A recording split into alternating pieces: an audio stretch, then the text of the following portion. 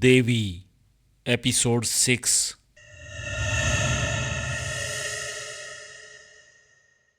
वो बार बार फूलन देवी का नाम ले रहा था ताकि घर वाले इस नाम को याद रखें और पुलिस को बता दें। बात ख़त्म करने के बाद उसने अपने साथियों को वापस चलने का हुक्म दिया।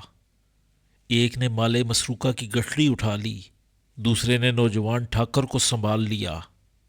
जब वो बाहर निकले तो बाकी डाकू भी तकरीबन फारिग हो चुके थे। विक्रम मल्लाह ने वापसी के इशारे के तौर पर 3 हवाई फायर किए और घाटियों की तरफ रवाना हो गया। बस्ती के कई घरों से रोने पीटने की आवाज़ें आने लगी थीं। जमुना पार करने के बाद विक्रम ने अपने गुरोह को कूच का हुक्म दे दिया। वो सूरज की पहली किरण से पहले इस इलाका से दूर निकल जाना चाहता था। नौजवान ठाकुर, जिसका नाम हम किशन लाल फर्ज कर लेते हैं, इस सूरत हाल से खासा परेशान था।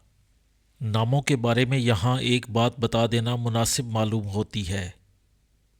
ये एक सच्चा किस्सा है और इसमें जिन अफराद का जिक्र किया जा रहा है वो बजुज़ एक आध के सब जिंदा हैं, इसलिए इनके नाम जाहिर करना करीने मुस्लिहत नहीं। लेकिन चूंकि नाम के बगैर कहानी की रवानी मुतासिर होती है, इसलिए बाज़ जगहों पर फर्जी नाम इस्तेमाल किए गए हैं।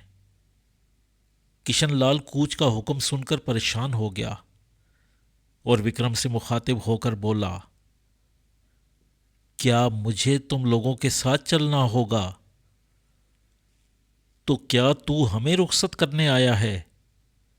विक्रम ने गुस्सा से कहा। फिर फूलन को बुलाकर कहा, ये बंदा तेरे सुपुर्द है, इसका ख्याल रखना। अगर भागने की कोशिश करे तो गोली मार देना। जजमैन, मैंने भागने की बात नहीं की, किशन लाल ने कहा। मैं तो ये कहना चाहता हूं कि अगर तुम लोग यहां से चले गए तो मेरा बाप तावान किसको देगा? तावान की फिक्र मत कर, हमारा आदमी ठीक 7वें रोज तेरे बाप के पास पहुंच जाएगा और सिर्फ एक दफा जाएगा। अगर उसने रकम दे दी तो तू आज़ाद होगा, वरना तेरी आत्मा आज़ाद कर दी जाएगी। किशन लाल बोला, देर सवेर तो हो सकती है, हम देर सवेर की गुंजाइश नहीं रखते, विक्रम ने कहा। देर से आदमी दिलेर हो जाता है। हम तेरे 7 दिन के दाना पानी के जिम्मेदार हैं। कुछ देर बाद उन्होंने सामान खच्चरों पर लादा और आगे रवाना हो गए। विक्रम के हुक्म पर किशन लाल ने फूलन देवी के घोड़े की बाग पकड़ ली और आगे आगे चलने लगा। इस सूरत हाल से फूलन ने खासी बर्तरी महसूस की, क्योंकि वो घोड़े पर सवार थी और एक ठाकुर उसके घोड़े की बाग थामे आगे चल रहा था। इस छोटी सी बात से उसके जहन में पाए जाने वाले जात पात के सारे बंधन टूट गए। उसने ठाकुर से मुखातिब होकर कहा, तू कैसा ठाकुर है, जिल्लत के साथ मेरे घोड़े की बाग पकड़े चल रहा है? किशन लाल जलकर बोला, समय समय की बात है फूलन देवी, मेरी घड़ी 2 घड़ी की जिल्लत से खुश मत हो। हमारे बड़े तेरे बड़ों को सदियों से जलील करते चले आ रहे हैं और आशा है कि आइंदा भी करते रहेंगे। फूलन को इसकी बात पर गुस्सा तो बहुत आया, पर जब्त करती हुई बोली, मैंने ये बात इसलिए कही है कि मुझे तुम पर रहम आवे है, मुझे तेरी ये जिल्लत अच्छी ना लगे है। अच्छा ये बात है तो फिर तू अपने गुरु घंटाल से क्यों नहीं कहती कि वो मुझे आज़ाद कर दे? इस बात का जवाब तो मैं बाद में दूंगी, पहले तू मेरी एक बात का जवाब दे। क्या तेरे गुरु घंटालों को कभी हमारी जिल्लत पर अफसोस हुआ है? इसमें अफसोस की क्या बात है, तुम लोग हो ही इस काबिल। भगवान ने तुम्हें बनाया ही जलील कामों के लिए है। फूलन ने घोड़े को आगे बढ़ाया और किशन लाल की कमर पर जोर की लात रसीद की। बोली, कमबख्त, आदमी अपने कामों से इतना जलील ना होवे जितना अपने ख्यालों से होवे है। उसी लम्हे घाटियों में एक आवाज़ गूंजी। विक्रम मल्लाह ने फौरन अपने आदमियों को रोका और घोड़े को मोड़कर पीछे देखने लगा। दूर ऊंची नीची घाटियों से गर्द उड़ती दिखाई दी। कोई इस तरफ आ रहा है, विक्रम ने कहा। तुम लोग जल्दी से पोजीशन संभाल लो। वो अपने आदमियों को जल्दी जल्दी हदायत देने लगा। जब इसकी नज़र किशन लाल पर पड़ी तो वो तेज़ी से उसके करीब गया और बोला, हो सकता है आने वाले पुलिस के आदमी हों। हमारे लिए ये कोई नई बात नहीं है। हम पुलिस से निपटना खूब जानते हैं, लेकिन तुम कोई गलती ना करना। अगर तुमने पुलिस को कोई इशारा देने की कोशिश की, पहली गोली तुम्हारे सीने में उतरेगी। चंद लम्हों के अंदर वहां सन्नाटा छा गया। तमाम डाकुओं ने मुख्तलिफ टीलों और झाड़ियों की ओट में पोजीशन संभाल ली थी और यूं मालूम होता था कि वहां एक भी जी रूह मौजूद नहीं था। यहां तक कि उनके घोड़े भी खामोश खड़े थे। कुछ देर बाद एक शख्स जो खच्चर पर सवार था एक टीले की ओट से नमूदार हुआ। जब वो बिल्कुल करीब आ गया तो विक्रम मल्लाह ने उसे रुकने का हुक्म दिया और पूछा कि वो कौन है। मेरा नाम शशि जैन है और मैं विक्रम मल्लाह से मिलना चाहता हूं। विक्रम ने सोचा कि वो पुलिस का मुखबर भी हो सकता है। यहां विक्रम मल्लाह कोई नहीं है, उसने कहा। तुम्हारे बाकी साथी कहाँ हैं? शशि जैन अपने खच्चर से नीचे उतर आया। उसकी उम्र 26-27 बरस के लगभग थी और गुर्बत उसके चेहरे से आया थी। मैं बिल्कुल अकेला हूं महाराज, उसने कहा। मुझे गांव के मुखिया ने भेजा है। हमें खबर मिली थी कि विक्रम मल्लाह इधर से गुजर रहा है। तुमने उसे नहीं देखा? विक्रम ने अपने एक साथी को आवाज दी और शशि की तलाशी लेने के लिए कहा। नौजवान के पास कोई काबिले एतराज चीज बरामद नहीं हुई। तब विक्रम ने 2 आदमियों को पीछे दौड़ाया ताकि वो ये देखें कि कुछ लोग पीछे तो नहीं छुपे हुए। इस छानबीन में 15-20 मिनट लग गए। शशि नामी नौजवान अकेला था और उसकी नीयत में भी कोई खराबी नजर नहीं आई थी। तब विक्रम ने शशि को मुखातिब करके कहा, मैं हूं विक्रम मल्लाह, अब तू बता तुझे क्या काम है। शशि ने अपने गांव का नाम बताया और कहा कि गांव की 2 पार्टियों में एक औरत के मामले पर झगड़ा हो गया है और मुखिया ने विक्रम को इस झगड़े का फैसला करने के लिए बुलाया है। ये बात विक्रम के लिए नई नहीं थी। वो इससे पहले भी कई झगड़ों के फैसले कर चुका था। फैसला करने वाला अगर कमज़ोर हो या मुखालिफ पार्टियों के दिलों में उसके लिए एहतराम ना हो तो वो मुश्किल ही से उसके फैसले को तस्लीम करते हैं। विक्रम मल्लाह डाकुओं की रवायात के मुताबिक अपनी बिरादरी के लोगों की मदद भी करता रहता था। इस मदद में दर हकीकत सियासत पाई जाती थी।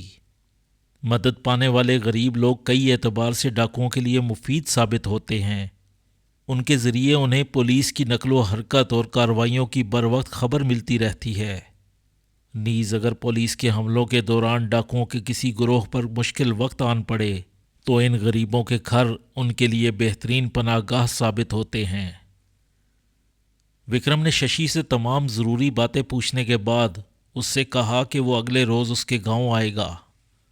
इस पैगाम के साथ उसने शशि को रुखसत कर दिया और एक आदमी उसके ताक़ुब में रवाना कर दिया ताकि वो ये देखे कि शशि वापस जाकर किन लोगों से मिलता है और क्या करता है। उस वक्त सुबह हो चुकी थी और सूरज की किरणों के साथ ही जंगल में ज़िंदगी के आसार नमूदार होने लगे थे। विक्रम ने एक मुनासिब जगह देखकर डेरा डाल दिया और नाश्ते वगैरह से फारिग होने के बाद अपने साथियों के साथ मशवरा करने लगा। कुछ का ख्याल था ये पुलिस की चाल है और अगर विक्रम गांव में गया तो पुलिस के घेरे में आ जाएगा। थोड़ी सी बातचीत के बाद विक्रम ने फैसला किया कि वो गांव ज़रूर जाएगा, हालांकि उसके ज़्यादा साथी मुखालफत कर रहे थे। उन्होंने वहाँ शाम तक आराम किया। सूरज गरूब होने के बाद उसने 5 आदमियों को साथ लिया और गांव की तरफ रवाना हो गया। उन 5 आदमियों में फूलन देवी भी थी। जिस डाकू को शशि जैन के पीछे भेजा गया था वो दरिया के किनारे विक्रम को मिला। उसने रिपोर्ट दी कि शशि पहले मुखिया के घर गया, कुछ देर वहां ठहरा रहा और फिर अपने घर चला गया।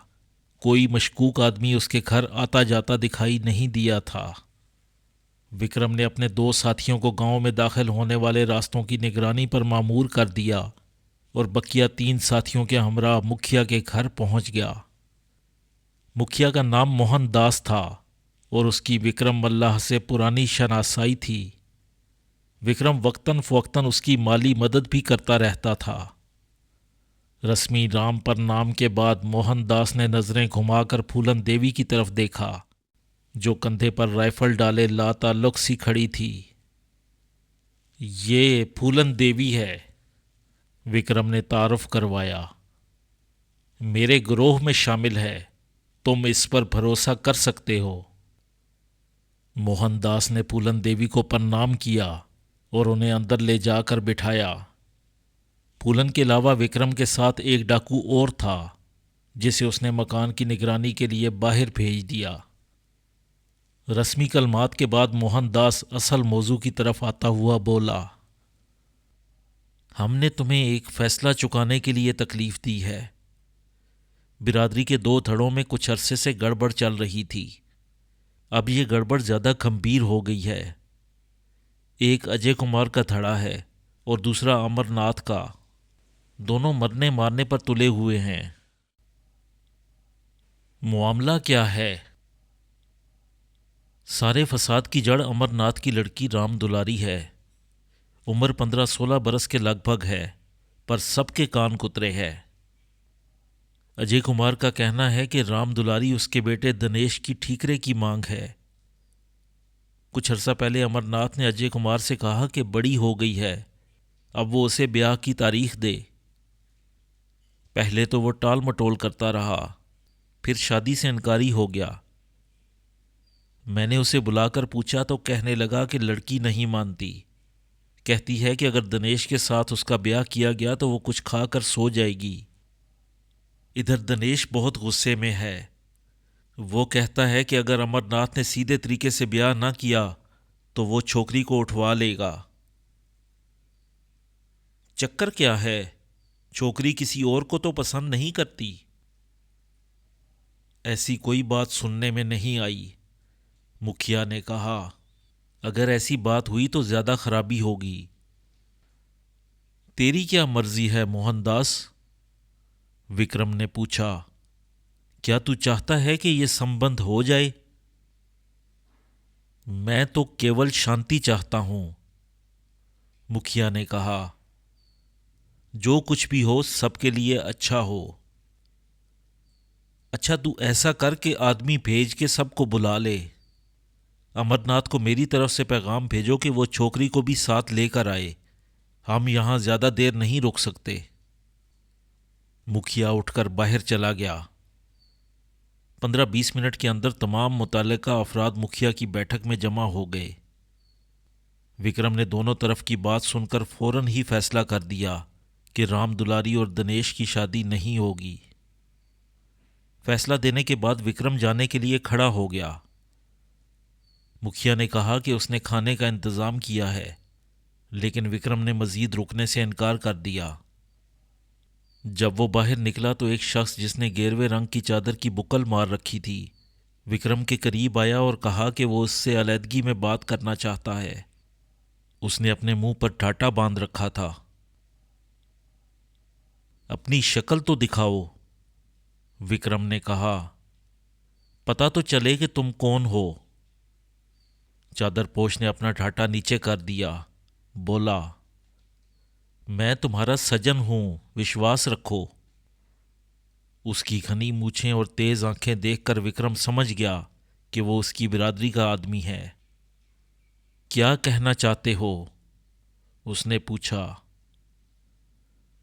जरा इधर और आ जाओ, चादरपोश ने कहा। बात पर्दे की है। विक्रम उसके साथ जाने लगा तो फूलन बोली, रुक जाओ, चादर के अंदर क्या है? चादरपोश ने सर घुमाकर फूलन की तरफ देखा। उसकी तेज आंखों में हल्की सी चमक थी। कदरे तवक्कुफ के बाद बोला, चादर के अंदर बहुत कुछ है, लेकिन अगर मैंने इसको इस्तेमाल करना होता तो सामने ना आता। विक्रम ने फूलन को साथ लिया और चादरपोश के हमरा तारीकी में एक तरफ चला गया। मैं चंद रोज पहले जेल से छूट कर आया हूं, चादरपोश ने कहा। जेल में मेरी मुलाकात लाला राम सिंह और श्री राम सिंह से हुई थी। विक्रम ने गहरा सांस लिया और हौले हौले सर हिलाने लगा। उसे इस बात का बखूबी एहसास था कि उसने बाबू गुजर को कत्ल करके दोनों ठाकर भाइयों को अपना दुश्मन बना लिया था। चादरपोश अपनी बात जारी रखता हुआ बोला, दोनों भाई तुमसे बहुत नाराज हैं। उन्हें ये मालूम हो चुका है कि तुमने एक औरत की खातिर बाबू गुजर को कत्ल किया है। वो फूलन की तरफ मुड़ा। गालबन तू फूलन देवी है, वो तेरे भी दुश्मन हो गए हैं। कौन है ये दोनों? फूलन ने कहा, मैंने कभी इनका नाम नहीं सुना। ये हमारे छत्ते के सरदार थे, विक्रम ने कहा। फिर चादरपोश की तरफ मुड़ा। उनकी सजा कब खत्म हो रही है? थोड़ी सी बाकी है, चादरपोश ने कहा। जरा होशियार रहना, दोनों तेरे और फूलन देवी के कत्ल का फैसला कर चुके हैं। विक्रम ने चादरपोश का कंधा थपथपाया और जेब से कुछ नोट निकालकर उसकी तरफ बढ़ाए। बोला, सजन का नाम क्या है? सेवक को जीवन दास कहते हैं, पर यह पैसों की जरूरत नहीं है। रख ले जीवन दास, ये सजनों के प्यार की निशानी है। हमें फिर भी तुम्हारी जरूरत पड़ेगी। आदमी आदमी के काम आता है। मौका मिले तो कसाईयों की रिहाई की खबर रखना, हम दोबारा तुमसे मुलाकात करेंगे। जीवनदास ने पैसे लेकर जेब में रख लिए और नमस्कार करता हुआ एक तरफ रवाना हो गया। विक्रम मल्लाह ने अपने साथियों को वापसी का सिग्नल दिया और वहां से रुखसत हो गया। श्री राम सिंह और लाला राम सिंह के जिक्र ने उसे परेशान कर दिया था। वो खूब जानता था कि दोनों भाई जिस बात का फैसला कर लेते थे उसे अंजाम तक पहुंचा कर छोड़ते थे। रास्ते में फूलन ने कहा, तूने पहले तो कभी उन ठाकरों का जिक्र नहीं किया। हाँ, कभी ख्याल ही नहीं आया। पर ये मेरे दुश्मन क्यों हो गए हैं? मैंने तो कभी उनकी शक्ल भी नहीं देखी। तू उनकी गद्दी पर जो बैठ गई है, विक्रम ने कहा। हम हरिजन हैं और वो ठाकुर। उन्हें ये बात गवारा नहीं कि कोई हरिजन उनकी गद्दी संभाल ले। तूने क्या सोचा है? उन ठाकरों के साथ कोई समझौता नहीं हो सकता। जिसकी गोली पहले चल गई वही जिंदा रहेगा। तू भी होशियार रहना। फूलन सोचने लगी कि अब उसके लिए इस दलदल से निकलना खासा मुश्किल था। ताहम हाथ में राइफल होने की वजह से वो खुद को बेबस महसूस नहीं करती थी। चंद रोज के बाद किशन लाल के बाप ने 20,000 रुपये अदा कर दिए। विक्रम मल्लाह ने किशन लाल को बुलाकर कहा, तेरे बाप ने रकम अदा कर दी है, तू जा सकता है। किशन लाल ने पुरपेश टीलों और घाटियों पर नजर डाली और कहा, ऐसे ही चला जाऊं? तो और कैसे जाओगे? क्या बारात लेकर जाना चाहते हो? मैं तो इन टीलों में ही गुम हो जाऊंगा। कोई रास्ता बताने वाला साथ कर दो। विक्रम ने एक डाकू से कहा, जा इसको थोड़ा सा आगे करा। खाली हाथ चला जाऊं? किशन लाल ने कहा, लंबा रास्ता है, जाने कितना समय लग जाए। कुछ पैसा हाथ में होगा तो भीख मांगने से बच जाऊंगा। विक्रम ने जेब से चंद नोट निकालकर उसकी तरफ उछाल दिए। फिर कहा, अपनी जुबान काबू में रखना। पुलिस तक बात गई तो दूसरा नंबर तेरी घर वाली का होगा। किशन लाल ने नोट उठा लिए, हाथ जोड़े और डाकू के साथ रुखसत हो गया। विक्रम ने तावान की रकम तमाम डाकुओं में बराबर तकसीम कर दी। हालांकि डाकुओं में लूट के माल की तकसीम हथियारों के हिसाब से होती है। जिसके पास जितना ख़तरनाक हथियार होगा उसे उतना ही बड़ा हिस्सा मिलेगा। मसलन ऑटोमेटिक या नीम ऑटोमेटिक राइफ़ल रखने वालों को 3 हिस्से, 303 राइफ़ल वालों को 2 हिस्से और शॉट गन रखने वालों को 1 हिस्सा मिलता है। इस तकसीम से कबल कुछ रकम खैरात के लिए अलग कर ली जाती है। ये रकम आसपास के देहातों के गरीबों और हमदर्दों में तकसीम कर दी जाती है। ये हमदर्द पुलिस की पूछताछ के दौरान खामोशी इख्तियार करते हैं और बवक्ते ज़रूरत डाकुओं को पनाह और राशन पानी फराहम करते हैं। लेकिन विक्रम ने अपने साथियों की हमदर्दियाँ हासिल करने के लिए तमाम रकम उनमें तकसीम कर दी थी। मकसद उसका ये था कि श्री राम सिंह और लाला राम सिंह की रिहाई के बाद कोई डाकू उसका साथ न छोड़े। ठाकुर भाइयों के गिरोह में शामिल होने से पहले वो आज़ादाना तौर पर काम करता था और अगवा का माहिर था। रकम जेब में आने के बाद विक्रम ने अपने आदमियों को चंद रोज़ की छुट्टी दे दी ताकि वो अपने दोस्तों और रिश्तेदारों से मिल सकें, नीज़ नए राब्ते कायम कर सकें। विक्रम चूंकि अपने गिरोह का सरदार बन चुका था, इसलिए वो नाम भी पैदा करना चाहता था और दाम भी। वो एक सख्त गिर और मक्कार और ज़हीन सरदार था। वो अपने आदमियों को पूरी तरह अपनी मुट्ठी में रखना चाहता था।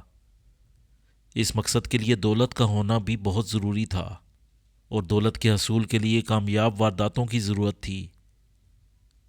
जिस गिरोह के पास जितने ज़्यादा मुखबर हों वो इतनी ज़्यादा कामयाब वारदातें कर सकता है। मुखबर ना सिर्फ मोटी असामियों पर नज़र रखते हैं बल्कि पुलिस की नकलो हरकत की खबर भी रखते हैं। चंद रोज़ की छुट्टियों के दौरान फूलन देवी सारा वक्त विक्रम के साथ रही। एक रात विक्रम को अपने गांव ले गई क्योंकि वो अपने घर वालों से मिलने के लिए बहुत बेचैन थी। इस बात का डर भी था कि पुलिस का कोई मुखबर उनके घर की निगरानी न कर रहा हो। वो रात की तारीकी में दरियाए जमुना के किनारे पर रुक गए और आपस में सलाह मशवरा करने लगे। फूलन देवी अपने भाई और बहनों से भी मिलना चाहती थी और अपनी माँ को पैसे भी देना चाहती थी। मेरी मान तो यहीं से लौट चलते हैं, विक्रम ने कहा। तेरे घर के आसपास पुलिस ने ज़रूर मुखबर लगा रखे होंगे। घड़ी 2 घड़ी से ज़्यादा नहीं रुकूंगी, फूलन ने कहा। मुखबर एकदम तो पुलिस के पास नहीं पहुंच जावेंगे। मां को मिलने को बहुत जी चाहे है। देख, अगर पुलिस को पता चल गया कि तू अपने घर आई थी तो वो तेरे घर वालों को परेशान करेंगे, इसलिए तेरा जाना ठीक नहीं। ऐसा कर, मां को और मुन्नी को और भैया को यहां बुला ला। पागल हो गई है, विक्रम ने कहा। वो मुझ पर कभी भी विश्वास नहीं करेंगे क्योंकि मैं तुझे अगवा करके ले गया था। अब तेरे लिए यही बेहतर है कि अपने घर वालों को भूल जा। पिछली वारदात के बाद तेरा नाम पुलिस के रिकॉर्ड में आ चुका होगा। तुझे अब हमारे सिवा कहीं पनाह नहीं मिलेगी। चल, वापस चलते हैं। मैं तुझे पूरे इंतज़ाम के साथ लाऊंगा, फिर तू आराम के साथ अपने घर वालों से मिल लेना। फूलन ने गहरा सांस लिया, बोली, मैं मां को पैसे देना चाहती हूं। विक्रम ने थोड़ी देर सोचा, फिर बोला, ला मुझे दे पैसे, मैं तेरी मां को दे आता हूं। उसे खैरियत की इत्तला भी दे दूंगा। तू इधर ही बैठ। फूलन ने अपने हिस्से के पैसों में से आधे से ज़्यादा पैसे निकालकर विक्रम को दे दिए और कहा कि मां के हाथ पर रखना, किसी और को नहीं देना, और कहना कि फूलन बहुत खुश है। विक्रम ने पैसे लिए और गांव की तरफ चल पड़ा। फूलन ने होले से आवाज़ दी, और ये भी कह देना कि मैं सबको बहुत याद करती हूं। विक्रम ने अपना चेहरा चादर में छुपा लिया और मोहतात नज़रों से चारों तरफ देखता हुआ गांव की तरफ बढ़ा। गलियां सुनसान थीं और हर तरफ रात का सन्नाटा फैला हुआ था। कभी कभी किसी कुत्ते के भौंकने की आवाज़ उस सन्नाटे को तोड़ती हुई सुनाई देती। विक्रम तारीकी में चलता हुआ फूलन के दरवाजे पर पहुंचा और हौले से दस्तक दी। हल्की सी आवाज़ पैदा हुई और फिर दो अफराद की खुसर पुसर सुनाई दी। घर वालों पर गुज़िश्ता वारदात का खौफ हनूज बाकी था। विक्रम ने दोबारा दस्तक दी और इंतज़ार करने लगा। कौन? अंदर से किसी औरत की आवाज़ उभरी। मैं भोला राम हूँ जी, विक्रम ने मस्कीनों जैसी आवाज़ में कहा। फूलन की खैर खबर देने आया हूँ। फूलन का नाम सुनते ही दरवाज़ा खुल गया। तारीकी में फूलन की माँ मूला का ह्योला दिखाई दिया। उसने दरवाज़ा खोलते ही फूलन के बारे में बेशुमार सवालात कर डाले। कहाँ है मेरी फूलन बेटी? खुद क्यों नहीं आई? बीमार तो नहीं है? जालमों ने उसे छोड़ दिया है या नहीं? उसे कोई दुख तकलीफ तो नहीं? घर क्यों नहीं आई? चाची, फूलन बड़े आनंद में है और उसने डाकुओं के साथ दोस्ती कर ली है। घर इसलिए नहीं आई कि उसके बैरी बहुत हो गए हैं।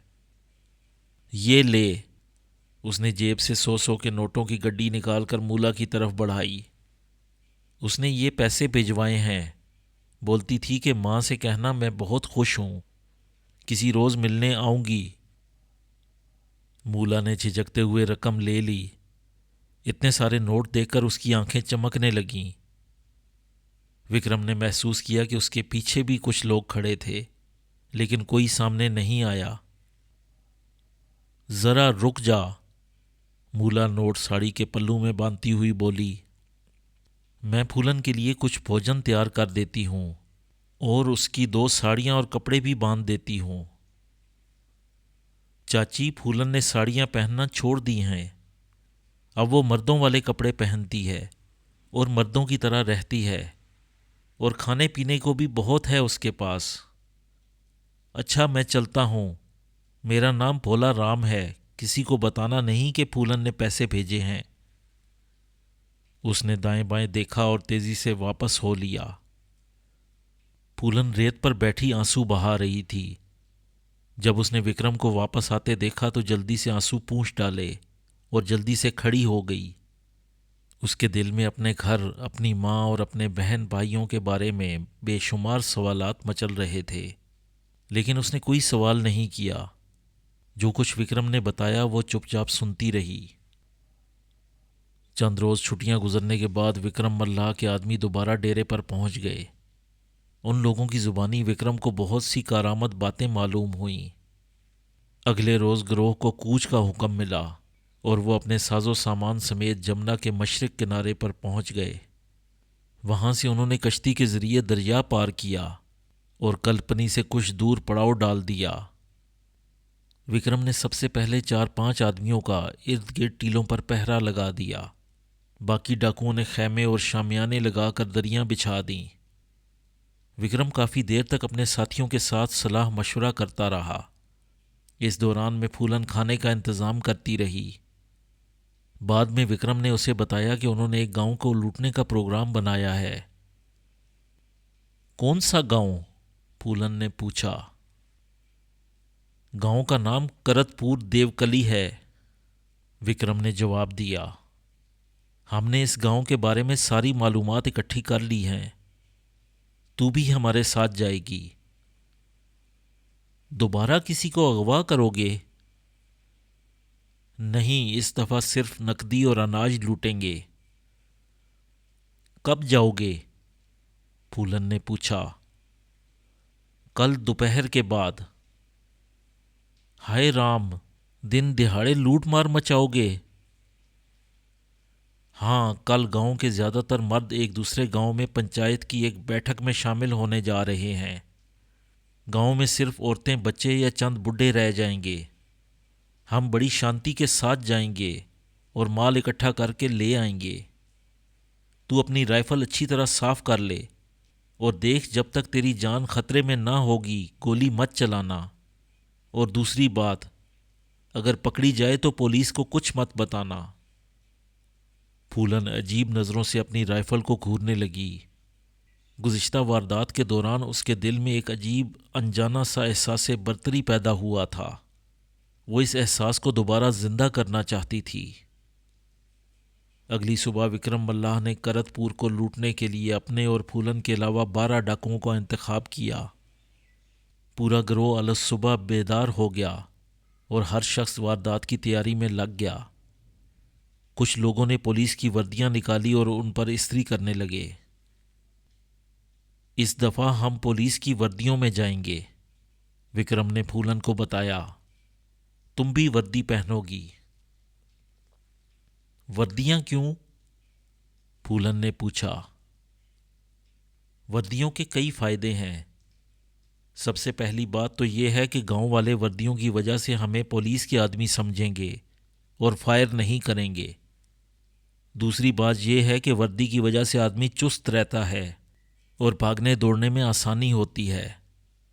इसके अलावा अगर किसी पुलिस पार्टी का सामना हो जाए तो वो भी धोखा खा जाते हैं और फ़ौरन फायर नहीं खोलते, जिसकी वजह से हमें इधर उधर छुपने का मौका मिल जाता है। फूलन का कद चूंकि छोटा था, इसलिए उसे कोई भी वर्दी पूरी नहीं आ रही थी। बिलाखिर उसने सुई धागा निकाला और एक वर्दी को, जो सबसे छोटी थी, अपने नाप के मुताबिक कर लिया। विक्रम ने जिन डाकुओं को गांव का जायज़ा लेने के लिए भेजा था, उन्होंने वापस आकर खुशखबरी सुनाई और कहा कि वो कामयाबी का शगुन देख कर आए हैं। इस शगुन की तफसील बताते हुए एक डाकू ने कहा, जब हमने करतपुर में कदम रखा तो सबसे पहले हमारी नज़र एक औरत पर पड़ी। वो हमारी तरफ आ रही थी। उसके सर पर मटका और बगल में बच्चा था। हम उसे देखकर आड़ में हो गए। अच्छा शगुन है, विक्रम ने कहा। हम कामयाब लौटेंगे। इस किस्म के लोग छोटी छोटी बातों से शगुन लेते हैं। अगर रास्ते में कोई बदशगुनी हो जाए तो वो डकैती का प्रोग्राम मुलतवी कर देते हैं। मसलन अगर कोई गीदड़ गिरोह का रास्ता काटता हुआ बाएं से दाएं तरफ चला जाए तो सोना मिलता है। एक और रवायत के मुताबिक अगर गीदड़ दिन के वक्त और तीतर रात के वक्त बोले तो बुरा शगुन है और गिरोह को फ़ौरन वो इलाका छोड़ देना चाहिए, वरना वो गिरोह ज़रूर गिरफ्तार हो जाएगा। अगर दरिया पर नज़र पड़ते ही कौवे की आवाज़ सुनाई दे तो गिरोह का मिशन कामयाब रहेगा, लेकिन अगर कौवा भैंस, सूअर या किसी मुर्दार पर बैठा दिखाई दे तो ये तबाही की अलामत है। गिरोह को उल्टे पांव वापस हो जाना चाहिए। बहरहाल विक्रम ने मटके वाली औरत को अच्छा शगुन करार दिया। दोपहर के बाद वो और उसके साथी ज़रूरी सामान के साथ करतपुर की तरफ रवाना हुए। पुलिस की वर्दियों और टोपियों में वो पुलिस पार्टी के आदमी मालूम हो रहे थे। ज़्यादातर डाकुओं के कंधों पर राइफलें, कमर पर रिवाल्वर और सीने पर कारतूसों की पेटियां नज़र आ रही थीं। उन्होंने 4 कश्तियों में दरिया पार किया और तेज़ी से गांव की तरफ बढ़े। विक्रम ने हर डाकू को उसकी ड्यूटी पहले से समझा रखी थी। कुछ डाकू मुकर्ररा जगहों पर पोजीशनें संभालने के लिए दौड़े। बाकियों ने विक्रम के हुक्म पर चंद हवाई फायर किए और गांव के वस्त में पहुंच गए। फायर करने वालों में फूलन भी शामिल थी।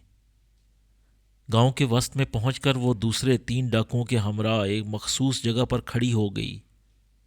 इन चारों का काम ये देखना था कि कोई शख्स किसी खिड़की, दरवाजे या छत वगैरह से फायरिंग की कोशिश न करे। वो बड़ी मुस्तैदी से चारों तरफ देख रहे थे। फूलन ने अपनी राइफल बगल में दबा रखी थी और तेज़ नज़रों से अपने हिस्से के चौथाई दायरे की निगरानी कर रही थी। उसके चेहरे पर एतमाद और जोश की गर्मी पाई जाती थी।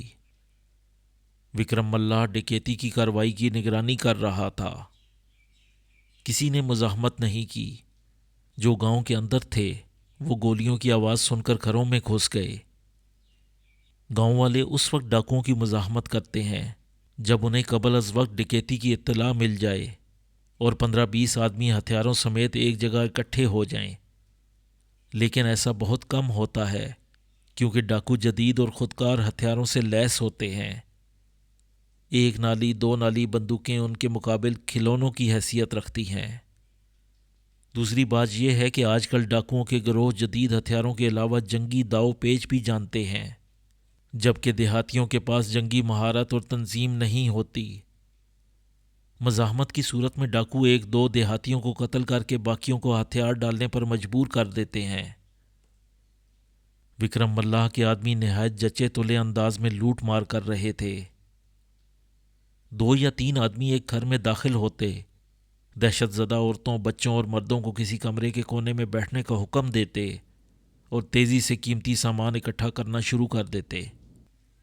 इस दौरान एक डाकू घर वालों को राइफ़ल की जद में लिए रखता। मुकफ्फल संदूक और अलमारियां राइफ़ल के कंधे मार मार कर तोड़ दी जाती और कीमती अशिया की तलाश में दीगर सामान को नहायत बेदर्दी के साथ इधर उधर बिखेर दिया जाता। 1 घंटे के अंदर डकैती की वारदात मुकम्मल हो गई। नकदी और जेवरात के अलावा अनाज की चंद बोरियां भी लूटी गईं, जिन्हें एक छकड़े पर लाद दिया गया। कार्रवाई मुकम्मल होने के बाद विक्रम मल्लाह ने एक हवाई फायर किया। ये वापसी का सिग्नल था, उन डाकुओं के लिए भी जो लूट मार कर रहे थे और उनके लिए भी जो मुख्तलिफ जगहों पर पहरा दे रहे थे। फायर की आवाज़ सुनते ही सब लोग तेज़ी के साथ वापस हुए। दरिया के किनारे पहुंचकर बस्ती वालों को खौफजदा करने के लिए चंद हवाई फायर किए गए। उसके बाद कश्तियों पर सवार होने से पहले विक्रम ने तमाम डाकुओं को एक लाइन में खड़ा करके उनकी गिनती की। तमाम आदमी वापस पहुंच गए थे। कश्ती में सवार होने के बाद एक डाकू ने फूलन से कहा, गांव के एक आदमी ने तुम्हें पहचान लिया था। वो तुम्हारा नाम लेकर दूसरों को तुम्हारे बारे में बता रहा था। फूलन बुरा सा मुंह बनाती हुई बोली, मेरी जूती से, अब हम सब एक नैया के मुसाफिर हैं, पार लगें या डूबें। अरे नाराज काहे को होवे है, डाकू बोला। बात ही तो की है मैंने, और याद आया वो तेरे घर वालों को भी जानता था। फूलन उसको घूरती हुई सोचने लगी, जब घर वालों तक उसकी वारदातों की खबरें पहुंचेंगी तो पता नहीं वो क्या सोचेंगे। न जाने ये बात उन्हें अच्छी लगेगी या बुरी। वो अपने माँ बाप की ज़ुबानी डाकुओं की लूट मार और दहशत के किस्से सुन चुकी थी, लेकिन उसके शऊर के ज़माने में उनके गांव में कोई वारदात नहीं हुई थी। अलबत्ता 1-2 मरतबा ये खबर मशहूर हुई थी कि गुराहा पूर्वा के नज़दीक डाकुओं ने डेरा जमाया है। फूलन को अच्छी तरह याद था कि उस खबर के बाद गांव में ज़बरदस्त खौफ व हरास फैल गया था। अब जब उसकी माँ और भाई बहनें ये सुनेंगी कि फूलन भी डाकुओं के गिरोह में शामिल हो गई है तो उनकी अजीब कैफियत होगी। उसका बाप ज़रूर शोर मचाएगा, वो ज़रूर उसकी माँ को ताने देगा। उसे कभी इस बात का एहसास नहीं होगा कि फूलन अपने छोटे भाई की जान बचाने के लिए डाकुओं के साथ गई थी, और ये कि उसकी वापसी के तमाम रास्ते बंद हो चुके थे। वो डाकू बनने पर मजबूर कर दी गई थी। शाम होने से पहले विक्रम और उसके साथी लूट के माल समेत डेरे पर पहुंच गए। अब उनके पास राशन भी बहुत था और नकदी भी। विक्रम ने फिलफौर कूच का हुक्म दिया। उसे मालूम था कि बस्ती वाले वारदात की रिपोर्ट लिखाने थाने पहुंच चुके होंगे। वो रात का बेशतर हिस्सा सफ़र करते रहे और सुबह होने से पहले दरियाए जमुना के मशरिक में एक महफूज मकाम पर पहुंच गए। इस जगह 2 रोज़ आराम करने के बाद विक्रम ने अपने गिरोह को दोबारा कूच का हुक्म दिया। उनका रुख जनूब की तरफ था। शुरू में फूलन को इस थका देने वाले सफ़र से बहुत कोफ्त होती थी, लेकिन रफ्ता रफ्ता उसने इस भाग दौड़ में लज्जत महसूस करनी शुरू कर दी। विक्रम ने उसे बताया कि इस मशक्क़त से डाकू सेहतमंद और मजबूत रहते हैं, उनके जिस्मों में सख्ती पैदा होती है। क्या हम यूं ही घूमते फिरेंगे? फूलन ने पूछा। तू हमें कहाँ ले जाएगा? मैं एक दोस्त से मिलने जा रहा हूं, विक्रम ने कहा। उसका नाम मुस्तकीम है। उसके पास भी डाकुओं का एक गिरोह है। बड़ा जीदार आदमी है। पर तू उससे क्यों मिलना चाहे है? मूर्ख, दोस्तों से मिलते रहना चाहिए। मुश्किल घड़ी आन पड़े तो दोस्त ही काम आते हैं। इन जंगलों में रहने वालों को दोस्तों की ज्यादा जरूरत होती है। क्या नाम बताया तूने? मुस्तकीम, विक्रम ने कहा। पुलिस में उसका लंबा चौड़ा रिकॉर्ड है। उसके खाते में बेशुमार कत्ल और डकैतियां शामिल हैं, परंतु ये तफरीह के लिए किसी को कत्ल नहीं करता। अगर कोई हलक में अटकने लगे तो फिर उसे ख़त्म करने में देर नहीं लगाता। ये गलौली का रहने वाला है। अच्छा, फूलन ने चौंक कर कहा। ये गांव तो हमारे गांव के पास ही है।